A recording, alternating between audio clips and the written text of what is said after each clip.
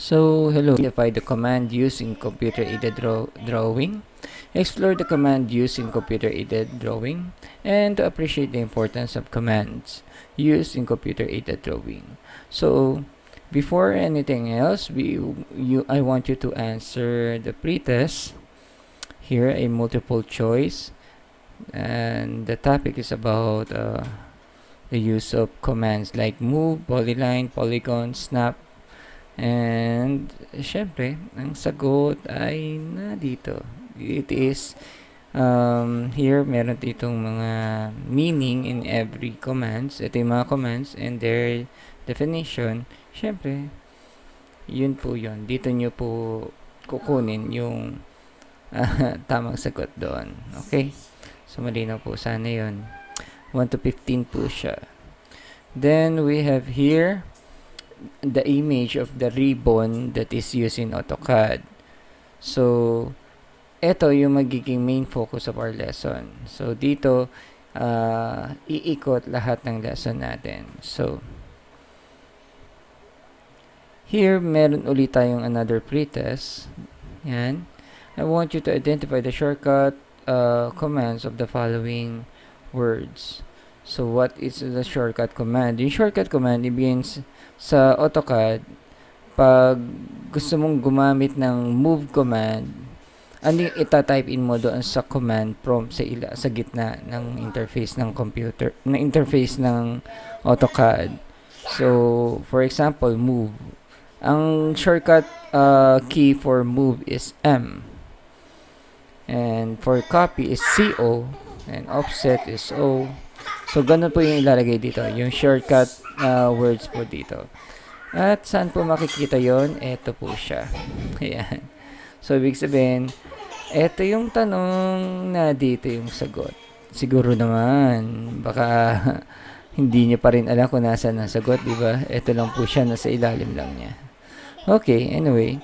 So, here is the following commands, and I will elaborate this command one by one by the use of my pre-recorded lesson. May pre-recorded lesson ako topic about this different commands and giving some example from giving example of my AutoCAD, no? So let's try natin yan. Okay, watch this video. The commands used in computer-aided drawing. So, at the end of this day, you are expected to identify the command used in computer-aided drawing. Explore the command used in computer-aided drawing. And the last is appreciate the importance of command used in computer drawing. So, those are expected for you to learn in this end of this lesson. Okay, anyway. So what's in? Anong meron ngayon? So previously, we have learned how much the computer-aided drawing in computer. So today, we will learn about the commands. What can be used in exploring AutoCAD? So in this part, we're going to launch the AutoCAD, apply the steps that you have learned yesterday, and explore the command. What will you see in launching the computer-aided drawing? To do the following. So guys, this is the interface, or what others says what we call is the ribbon. Ito yung ang tawag dito sa pinaglalagyan ng mga icon na to. We call this the ribbon. So dito nakikita lahat ng mga commands na usually ginagamit sa pagde-design sa AutoCAD, no? Ito pa yung mga the usual commands. So, nasan yung mga commands dito? Ito yon, yung line, polyline, circle, arc. We have move, copy, stretch, rotate, mirror, scale, trim, fillet, array. So, this ribbon, makikita nyo siya sa AutoCAD 2014, 15, and 16. Pero, kasi yung AutoCAD na ginagamit ko is 2009. So, medyo mas mature na yung dating ng interface ko. Pero anyway, the function is still the same as the previous CAD, no. So nakikita niyo yung interface ko. Okay. So The following are the commands and its purpose includes the shortcut using the computer-aided drawing. So these are the commands like move, yan, spline, copy, offset, polyline, donuts, polygon, snap, rotate, ellipse, scale, stretch, fillet, arc, circle, erase, circle, trim, extended, chopper, and array. So these are the commands that we commonly use in AutoCAD. And next to it is the what you call this, the shortcut command, or the shortcut shortcut command. Okay, so these are the shortcut commands that we use for particular command in AutoCAD, no? Ayan, so for example, move, we just simply type in M, then enter. So ganun lang po yan. So this time we're going to do this one by one. Okay, so move. So the use of move is to move object at the specified distance and direction. So you can give an specific distance. For example, you can give a given distance kung hanggang saan siya mag-move, or you just click and drop the object by using the move. So the shortcut command for this is M. Type M. So in AutoCAD, for example, if we have an object,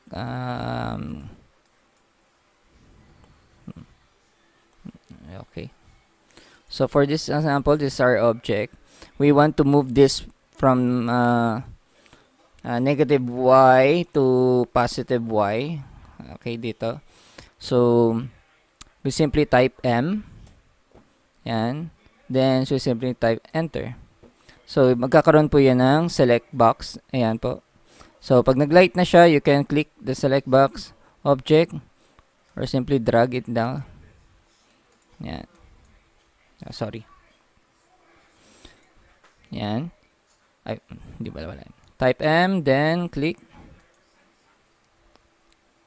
select object. After selecting object, then click again. Then we're going to specify specific base point. So yung base point natin, ito. Then makikita nyo na pwede ko siyang i-drag. Yan. So nadadrag ko siya kung saan ko siya gustong ilagay. Or we can also specify yung distance ng displacement niya. Ayan, nakikita nyo yung blue light. Yung blue highlight na blue, no? Doon. Nakikita nyo, nagmo-move yung numbers pag nagmo-move ako. So, ibig sabihin, those are the distance. So, pwede ka magbigay ng specific distance, or at the other, box, katabi nung highlighted numbers na yun, is yung angle. Kung anong angle yung gusto mong pupuntahan niya. Yeah, so ganun. So simply like that. You can put it where you want.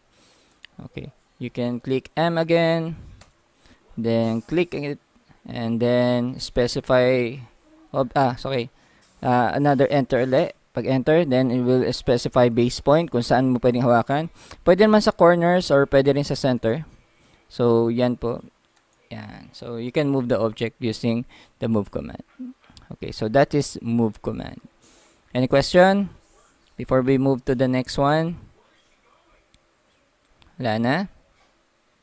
Okay, silence means yes. After move, we have what we call spline. Create a smooth curve that passes through a set of fit points. So that defined as a vertices in a control frame.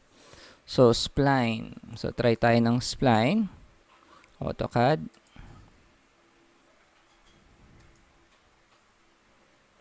Sorry. Ito nga ba? So this is the icon for spline. Yan, makikita nyo. So it creates smooth curve that passes through near specific So for example, no, gumagawa tayo ng landscape, no. So ang landscape kasi walang specific angle, walang specific curve. So you just follow the yung vertices, no. So just simply type in SPE. Yan. So that's for spline. Then enter. Select object. Okay. Bakit ganun? Okay. So Yan. So, when we enter a next point, so that's our first point, then enter mo yun. Yan, magkakaroon siya ng curve. Yan. Yan. So, it follows lang yung, yung movement ng angle nyo. So, so that is how they use of spline. Yan. Yan. So, that's how we use spline. So, another enter to para mag-stop yung command. So, doon na yung endpoint niya. So, that's how we use spline. So, when we click the spline rin, so, single object lang siya, kaya nag-highlight lahat siya. So, it's a continuous angle. So, place natin siya. So, that's spline. Next, we have copy. Create multiple copies by default. If you want to copy, just press enter 45 outer spacing. Sorry, page number yun. Page number to. Napahalo doon sa copy paste ko. Okay. So, press enter, then after placing the copy in the drawing. So, Control C. Or you can use also the Control C. Okay, so that's is. AutoCAD tayo. Okay, so that's spanning. Kuha tayo circle. Okay, so we want to duplicate this as much as many as we want, no? Okay, so Control C.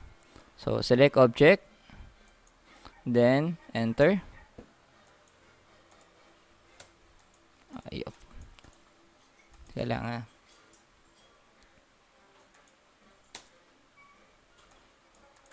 Bato. Ayaw to. Control C.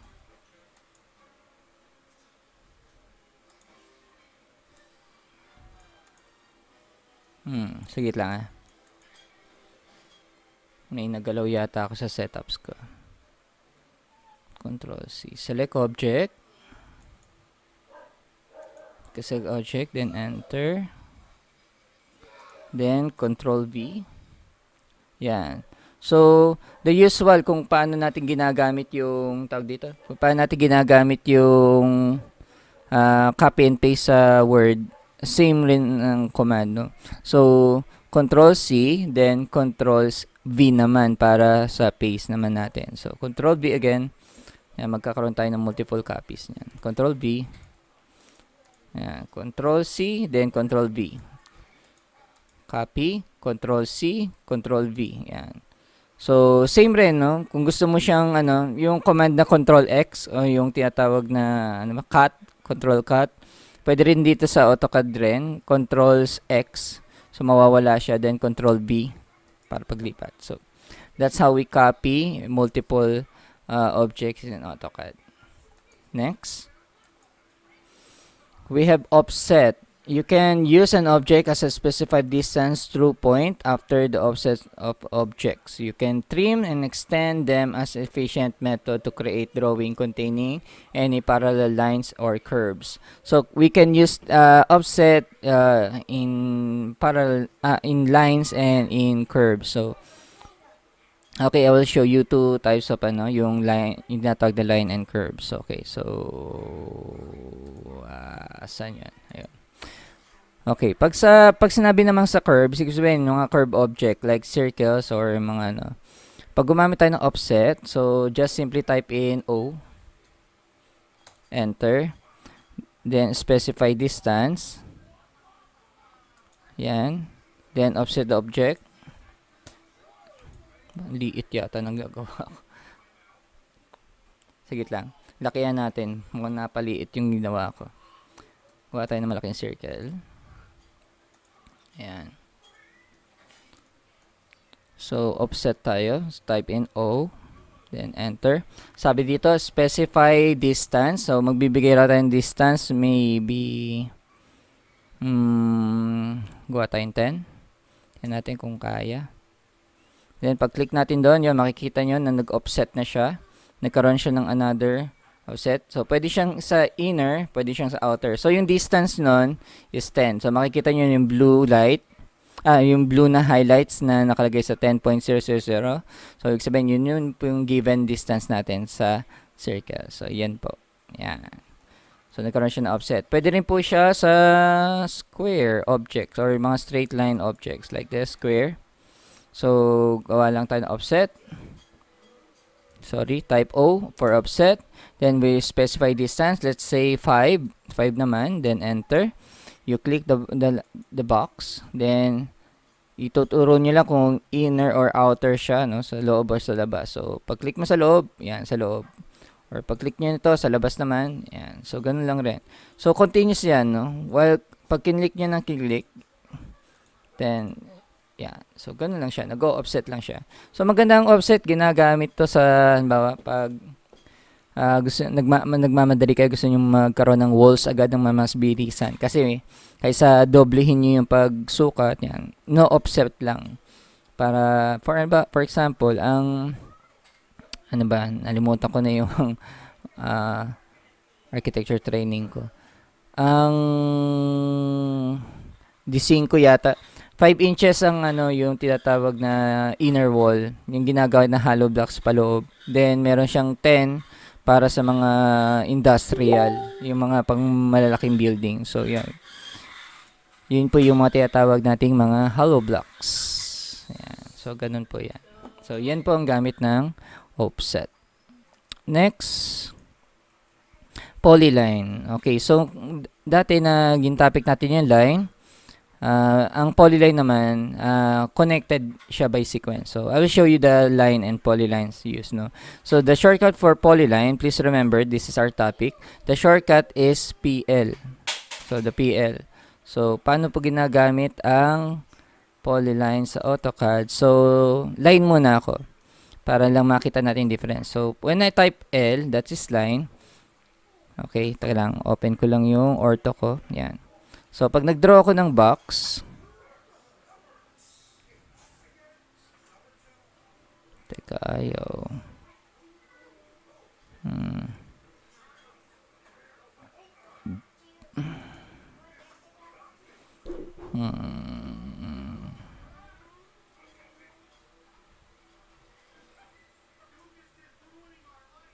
Doon naman.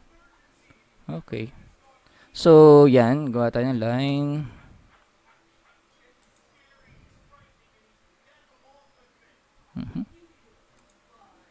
Yan. So, ito yung box natin. No? Ayaw mag-snap.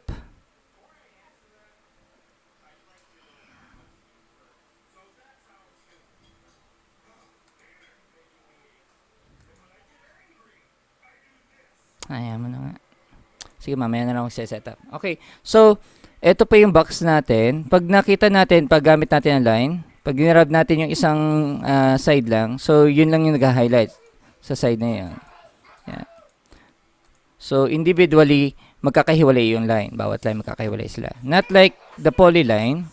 When I choose the polyline, this is yung, tag dito, ito yung command for polyline. Yan. So, pag click ko yan, pag nagawa ako ng line, so gawa rin tayo ng box, kaya nito. Let's say 30. Yan, pwede ako kasi kayo magbigay ng command. Yan, makita nyo yung highlights number. Tatypein ako 30. Kasi pag box, lahat equal, di ba? Lahat equal size. So, 30, 30, 30. Yan, so, ay, sorry.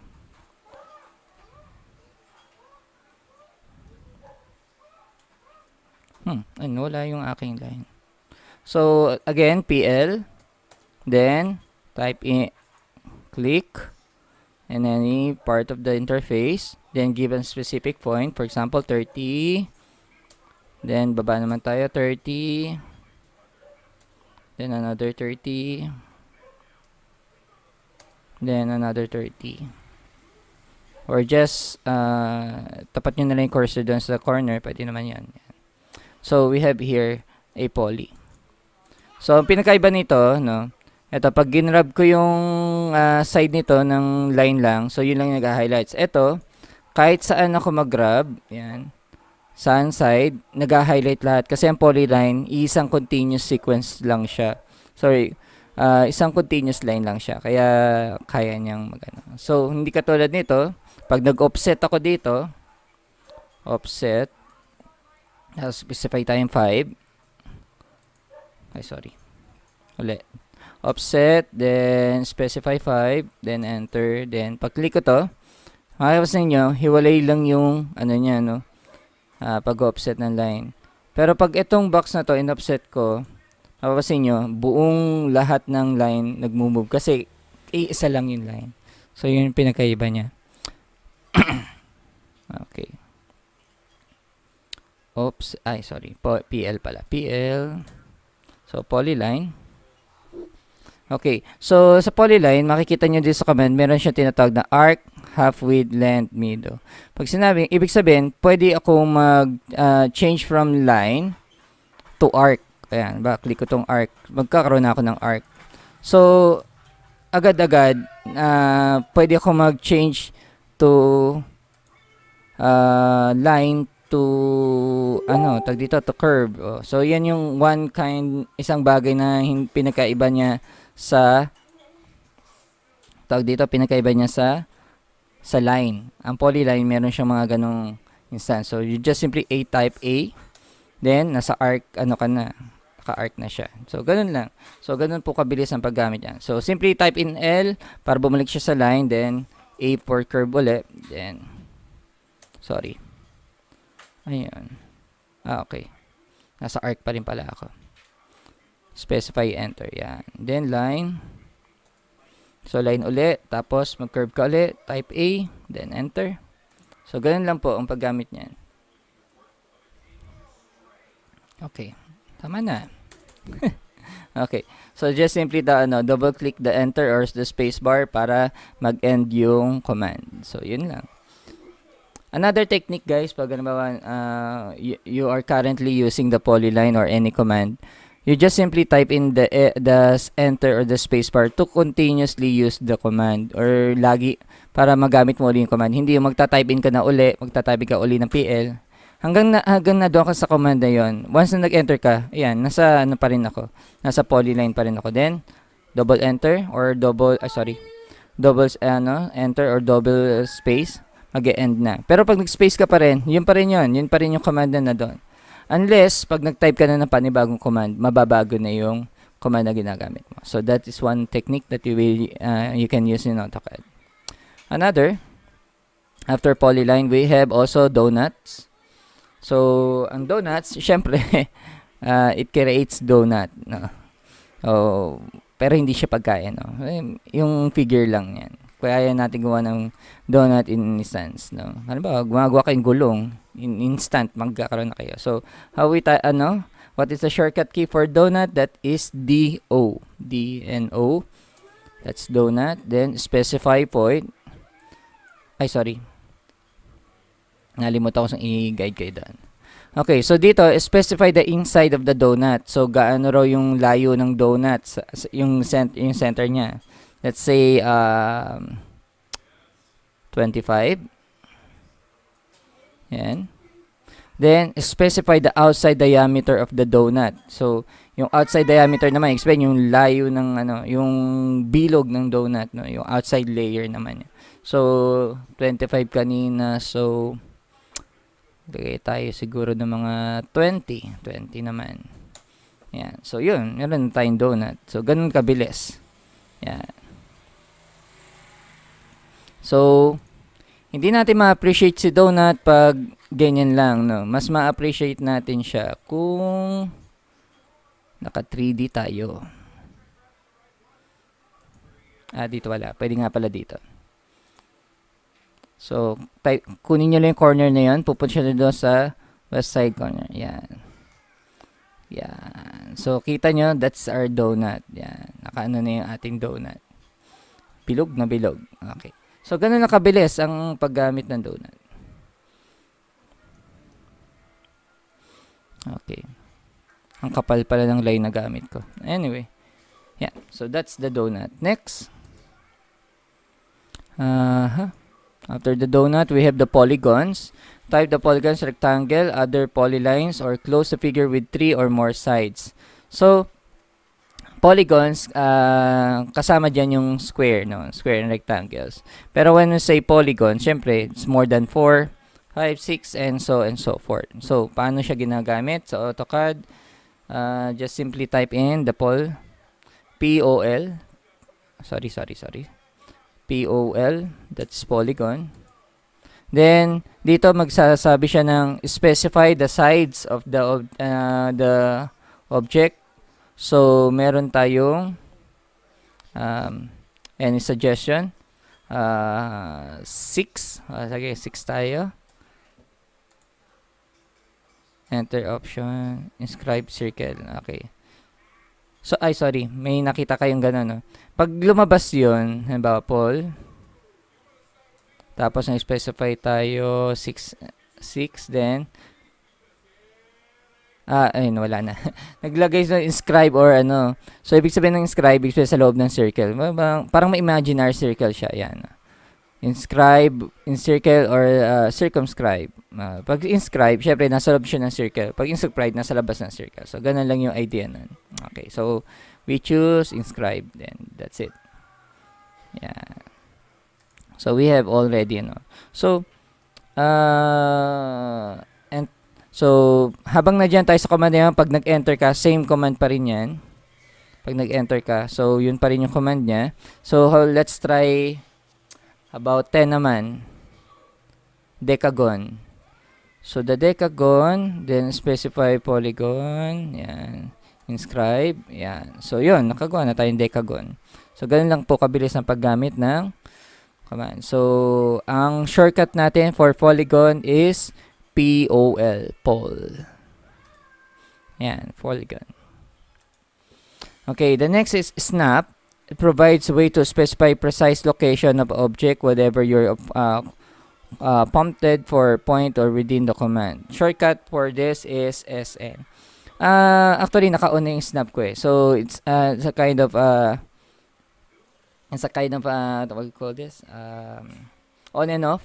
Pag on and off lang ng command. So, anong ibig sabihin pag snap? Ibig sabihin, pag nilapit ko yan dito, ng aking cursor, nag-i-snap na siya doon sa corner. For example, ayan. Maglalagay ako ng line. Mag-type ako ng line. Tapos, pag tinapat ko yun doon, nagkakaroon ng green line. Ibig sabihin, ang snap ko ay naka-on. So, pag naka-off ang snap ko, makapapansin nyo, hindi automatic didikit yung line ko dyan. May hirapan ako mag-ano. So, SN. SN. Snap. Yan. Spacing. Ay, nako. Yan. So, wag na natin baguhin. Mahirapan ako ibalik yan.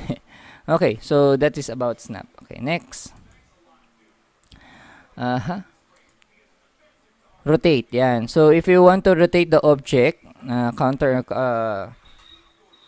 or clockwise, you can use the command rotate. You just simply type in RO. Okay, so how it using AutoCAD? Okay, for example, we want to rotate this hexagon na to. So, tama ba ako? Hexagon. Tama ako siguro. Okay. Then, type in RO. Then, enter. Then, it will specify a base point. Kung saan daw yung base point nyo. Okay, so, dito tayo sa banda center. Then, ayan, mapapansin nyo na, naro-rotate na natin si object. Ayan. So, that's how we use it. So, for now, nasa ortho ako, kaya mapapansin nyo yung dilaw ko, nag-i-snap siya doon sa left and right. No? So, if I turn off my ortho, yan. So, simply, yan, nagagalaw ko na siya ng mas maluwag, no? Mas maluwan. Yan. So, that is the use of rotate. So, that's why. So, we can also specify angle of rotation. For example, enter uli natin, specify object, then ayaw. RO. Enter. Yan, specify point. Yan, so mapapansin nyo dito, may highlight doon, no? For example, magbigay tayo ng 45 angle. Then, it will move to 45 angle. So, automatic lang. Ganun lang siya kabilis. Next. Madami to kaya medyo mapapansin nyo parang nagmamadali ako. So, ellipses. So, anong pinagkaiba ng ellipse sa circle? Kayo, anong pinagkaiba ng ellipse sa circle, guys? Dali ng question, ha? So, di alam ang ellipse sa circle.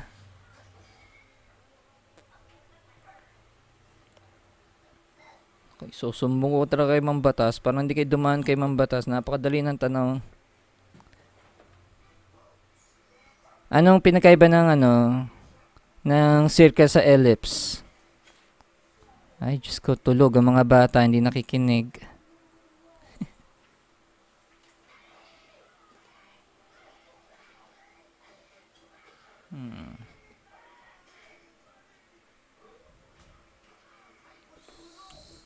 Ay, nako, walang nakikinig. Ano pinagkaiba ng ellipse sa circle, guys?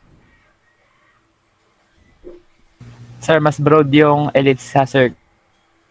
How you say na broad? Paano ibig sabihin ng broad?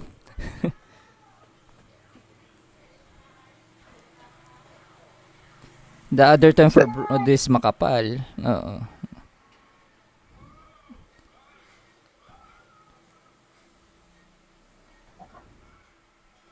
Okay. Diyos ko, parang isa lang estudyante ko. Sir, naiiba yung itsura ng circle, sir. Yung parang nagiging oblong, sir. Ayun, okay. So, ellipse, in other terms, we call this oblong. Ano pa ba? Ano bang term para sa ellipse? Anyway, may idea na kayo siguro pag sinabi kong oblong, no? Ibig sabihin, it's not under a perfect circle, no? It's elongated circle shape. So, kasi pag sinabi naman nating itlog, hindi siya, actually guys, ang daming nagkakamay sa itsura ng itlog, no? They say it is a oblong, pero actually hindi siya oblong. Kasi kung oblong siya, it must be on the left and right, it was equal, meron siyang equal angle, no? Equal circumference or arc sa bawat side. Kasi ang itlog hindi. Hindi siya ganun. Okay, so anyway, so paano gumawa ng ellipse is simply, you can see here in the next icon, meron tayong ellipse icon dito, or simply type in, or ang topic that is about shortcut, that's why we will simply type in EL. EL. Then, ito, specify the endpoint of the axis. Ito po. Yan. So, yan. Nakikita natin na meron na tayong ellipse. So, ganun lang po yan. So, again, type in EL, ellipse. Then, sabi dito, specify the endpoint of the axis. Ayan. So, get raw kapakapal. Then, move lang natin siya. Yung length naman niya, that is for the length naman. So, you can give a specific measurement or you just simply drag the way you want to the circle. Yan. So, ganun lang po yung ellipse. Ganun kadali. So, there are two ways. Click the icon or type in EL. So, EL for the shortcut of ellipse. So, meron naman tayong tatawag na scale. Ayan. So, ibig sabihin ng scale is multiplies the dimension of the selected object by the specified scale. So, we can change the scale of for different objects, no? Even your buong project nyo. You just simply drag all the objects inside then you can change the scale of it, no? All at once, no? Or just one object lang, pwede naman yun. Okay, for AutoCAD, sabi nga, we simply type in, ang shortcut natin for scale is S saka C, SC. Automatic, yan, lalabas yan. Then enter. We select the object, then enter again.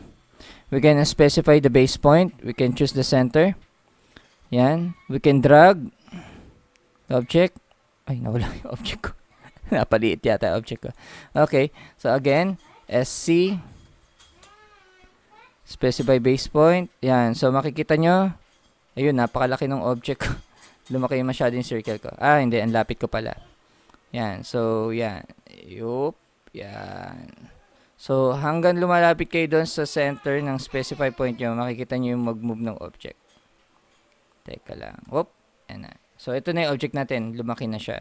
So, ganun lang po natin siya i-drag yung object, or you can give also a specific point or measurement or gaano siya kalaki. Gusto niyo palakihin siya. And that's based on the halimbawa doon sa malimit kasi ito ginagamit, for example, yung isang plano or ipapa-reduce sa inyo or pagagawa sa inyo, papauulit sa inyo. One of the thing na kailangan yung unang tingnan is yung scale. Kung anong scale yung ginamit niya doon. Kasi merong iba yung measurement pagdating sa scale. For example, 1:100, no? So, ibig sabihin, as is yung measurement, pero pag nag-change na to 1:200, 300, doon nagkakaroon ng pagkakaiba-iba. Okay. So, be specific pag may magre-redo or uulitin ang isang project. Okay, so that's for scale. Okay, stretch naman. It can stretch or more object or stretch some and more other same time, depending on how you select the object. Okay. So, maraming nagkakamali ng dito kasi nasanay tayo ng Control S is for save, no? Pero pwede naman yun dito sa AutoCAD, no? Wag lang yung i-click mo na sa object bago nyo type yung S. Okay, that is for stretch naman. For example, we want to stretch this object. Para mas ma-appreciate nyo yung stretch. Okay, so type in S. Select an object, then enter.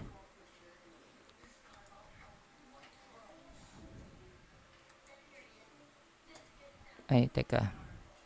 Parang nag-move lang ako. Sorry.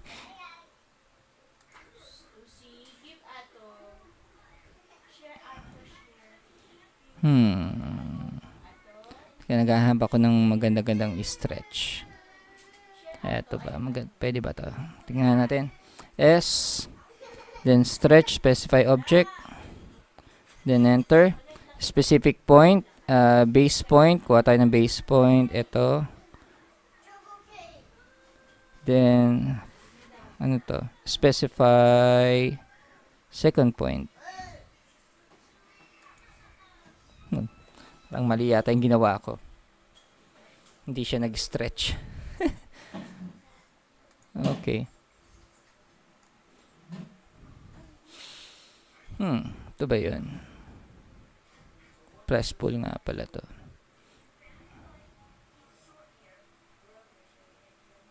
Extrude pala to. Nasaan yung icon na yun?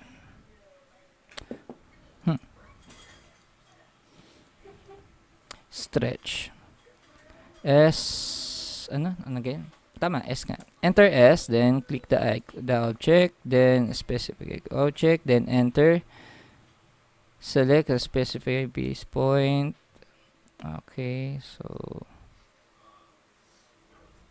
move.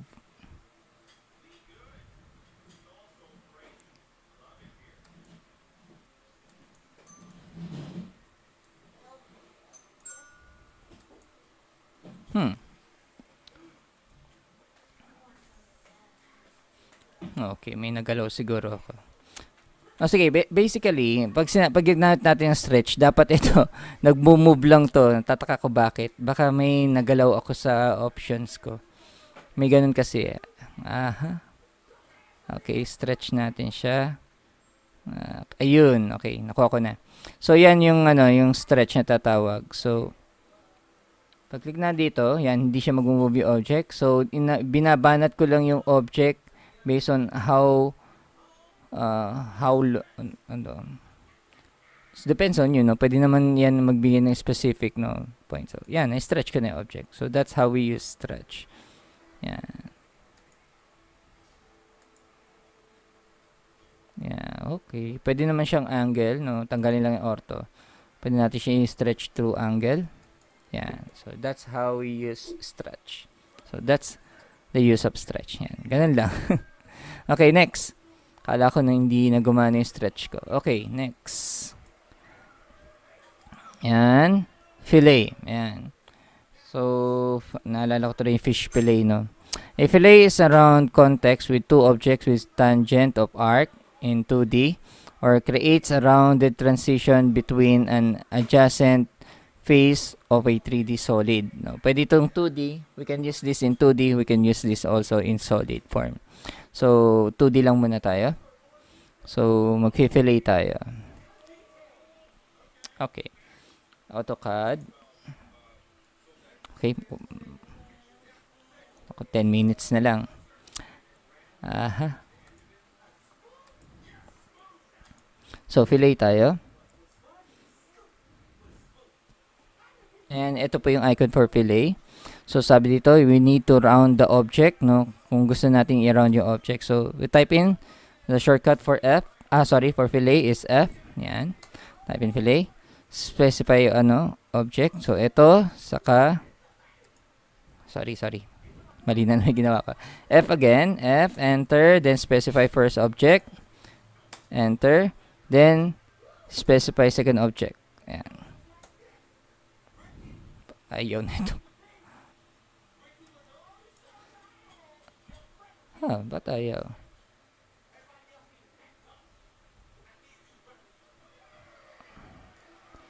Masyadong malaki yung object ko. Ay, hindi. Kailangan, ito na naman tayo. Ba't ayaw mag-command sa akin? F, enter. Specify object, first object.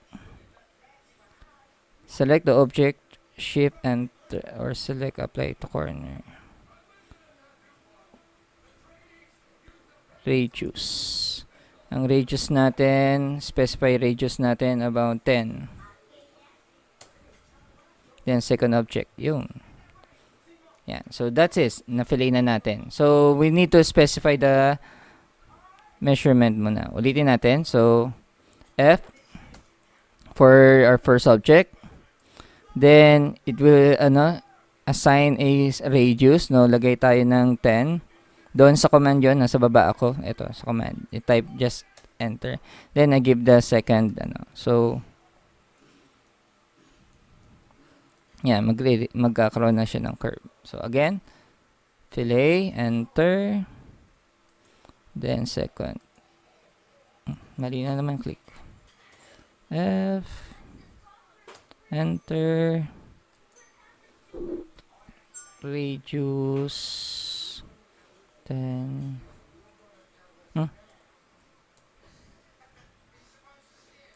Sabi ko nga.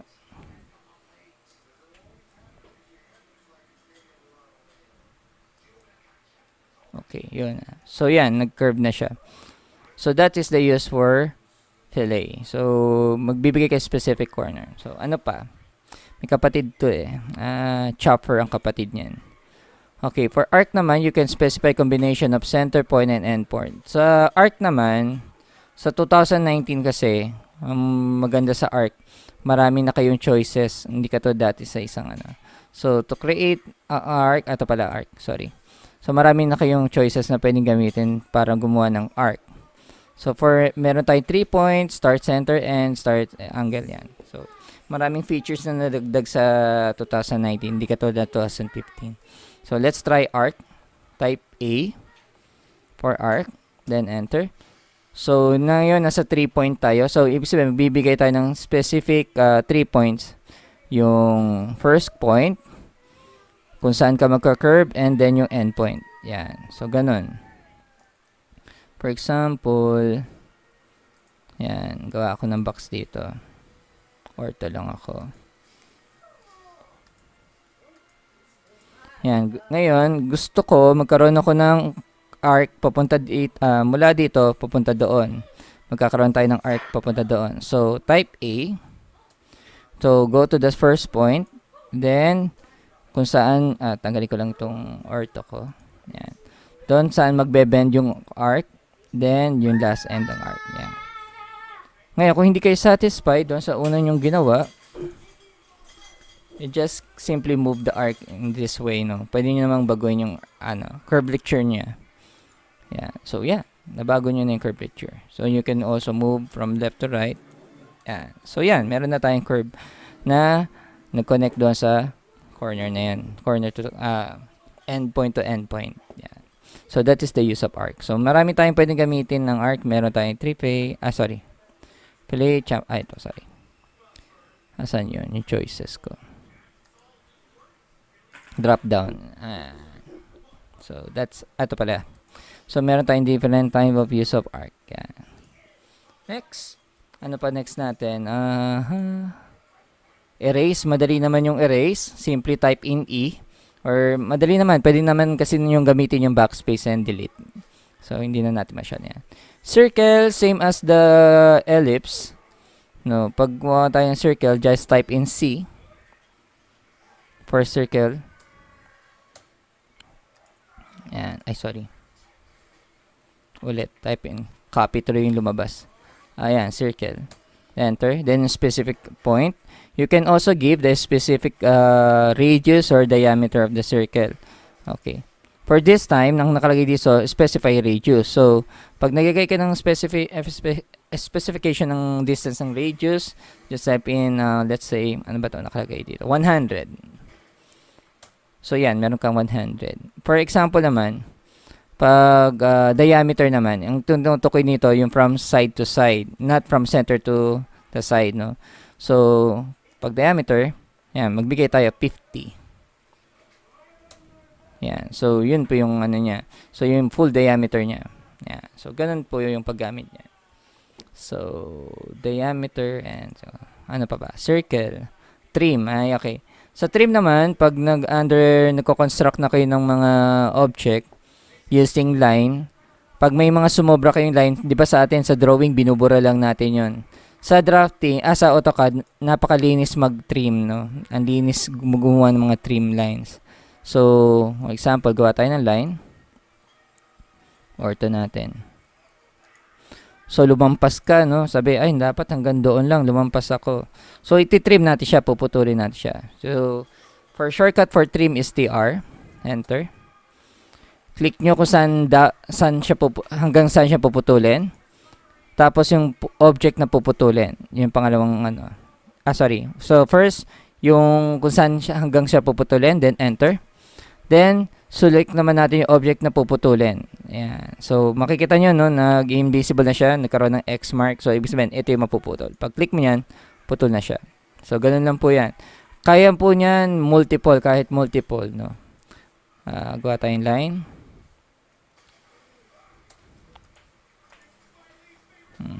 Line ulit.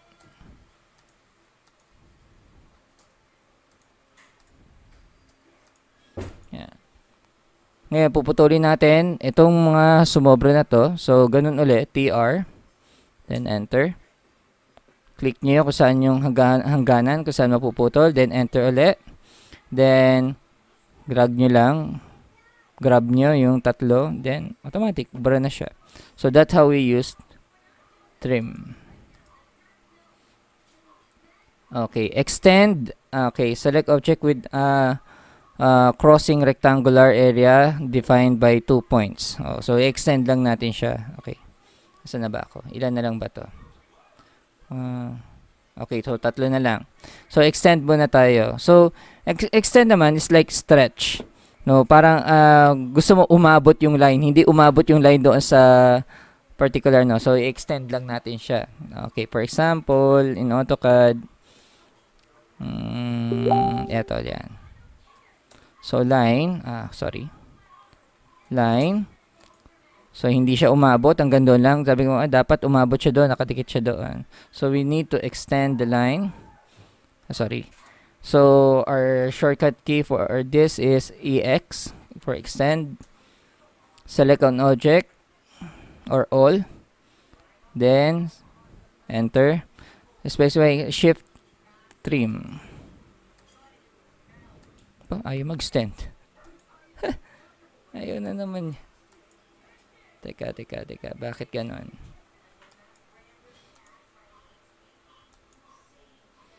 Ang idea kasi niya, dapat dumikit siya dito. Yan. Para mag-extend siya. Yan. So, that's the idea. Yan. So, ganon. Mag-extend siya papunta doon. From here, papunta doon sa... So, extended na siya. So, automatic dumikit na siya doon sa object. So, that is the use for extend. Next. AR. ano yung array or array. So, halimbawa, gumawa tayo ng multiple objects na nakaikot sa kanya. Lalagay rin natin yung numbers ng kung ilan ang copy. So, ay, ba't ako nagsara? Sorry.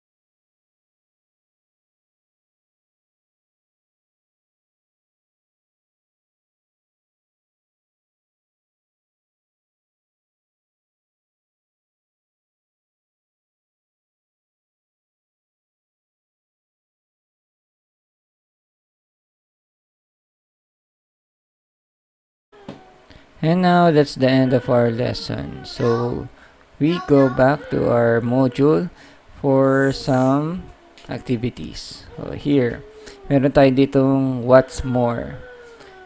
The direction here is cut me short. It means it's looking for a shortcut command. So write the shortcut command used in the computer aided drawing. For erase, what is the shortcut command for erase? For spline, for scale, for fillet. If you watch the video, I'm sure makukuha nyo na yung tamang sagot dito. And of course, meron rin tayong makukuha na ng sagot dito sa module. Yan, I want you to check this. Okay? Yan. Then, we have also here, yan, identify the commands and answer below. So, itong ribbon na to, kung pinanood nyo yung video, in-explain yung bawat parts dito and yung image dito. So, kailangan lang natin alamin kung ano yung icon na nakalagay dito. So, susulat natin is 1. Sa 2, ano yung nakalagay na icon doon. So, you just name the icon, not to draw. Kasi may nakita ko sumagot dito, nag-draw. Ang ilalagay nyo dito is to write the answer. To write the name of that icon.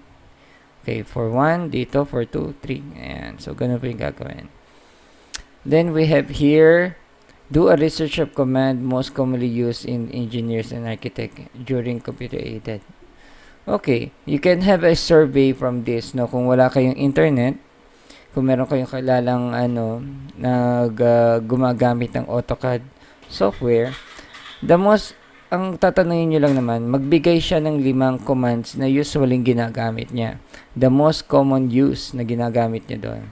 So, pag nagbigay na siya ng 5 example, syempre, ang sunod na tanong doon, bakit niya ginagamit yon?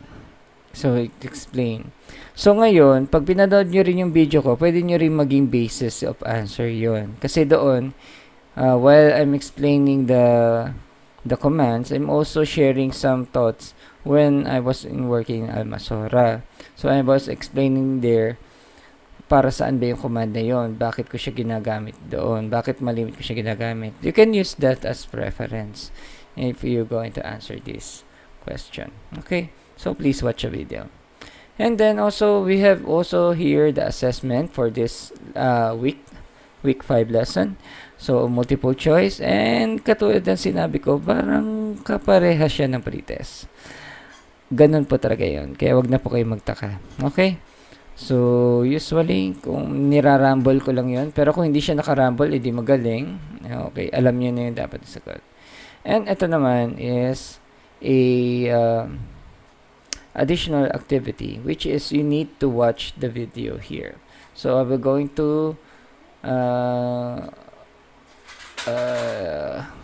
we're going to open this video and we're going to watch this in order to answer this. Okay, so I'm going to play this.